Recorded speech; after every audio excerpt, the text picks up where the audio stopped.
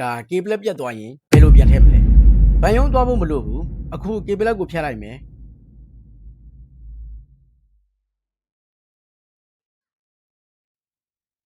ဒေါင်းလော့ပြန်ဆွဲဖို့ Play Store တို့မဟုတ် App Store ကိုဝင်ပြီးကေဘလက်ကို install လုပ်မယ်။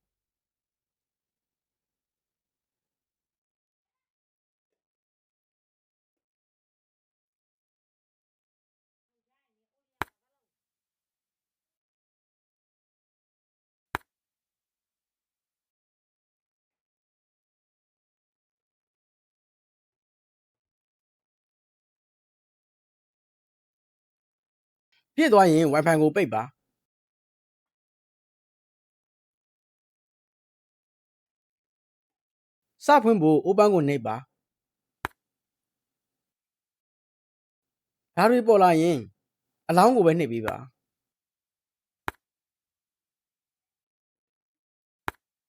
ဘာသာစကားကိုအင်္ဂလိပ်ကိုရွေးပြီးဒီမှာဖုန်းနံပါတ်ထည့်ပါ။ဖုန်းနံပါတ်ကဘဏ်နဲ့ချိတ်ထားတဲ့ဖုန်းနံပါတ်ဖြစ်ရမယ်။ထည့်ပြီးတာနဲ့ဒန်းကိုနှိပ်ပေးလိုက်ရင် OTP ကုတ်6လုံးကြာလာမယ်။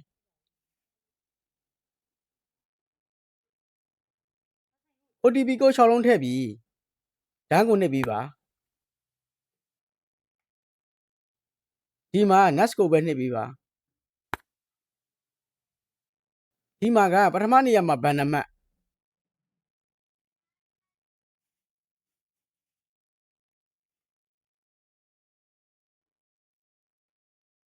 ဒုတိယနေရာမှာကအရေးကြီးပါတယ်။ဘဏ်ကိုကဘာနဲ့ဖွင့်ခဲ့လဲ။ passport နဲ့လား။ပန်းရောင်ကတ်နဲ့လား။ passport ဆို passport နံပါတ်ရိုက်ထည့်ပေးပါ။ပန်းရောင်ကတ်ဆိုရင်ကဏ္ဍ73လုံးရိုက်ထည့်ပေးပါ။ပြီးရင် confirm နှိပ်ပါ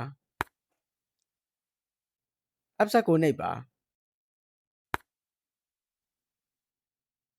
။ confirm face မျက်နှာကိုအတည်ပြုဖို့မျက်နှာစကန်ဖတ်ရပါမယ်။ဒီမှာပြထားတာကစကန်ဖတ်တဲ့အချိန်အုတ်ထုပ်မဆောင်ရဘူး။မျက်မှန်မတက်ရဘူး။သပင်အရှိမချထားရဘူး။စကန်ဖတ်တဲ့အချိန်နောက်မှမီးလင်းလို့မရပါဘူး။နောက်ပြီးလူလည်းရှိလို့မရပါဘူး။စတားစကန်တွေကိုနှိပ်ပါ။ဒီမှာအလောင်းကိုပဲနှိပ်ပေးပါ။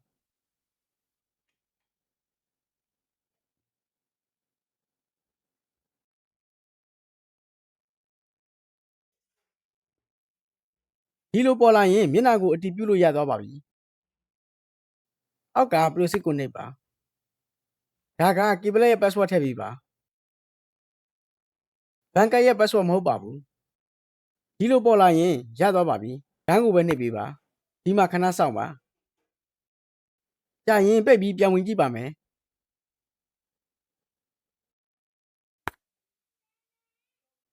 အလောင်းကိုပဲနှိပ်ပေးပါ။ NAS ကိုနှိပ်ပါ။ဒီမှာကိုသုံးမဲ့ပုံစံကိုရွေးပြီး confirm နှိပ်ပေးပါ။ password ထည့်လိုက်ရင်ပြန်ရသွားပါပြီ။မရသေးရင်ကိုမမရေးခဲ့ပါ။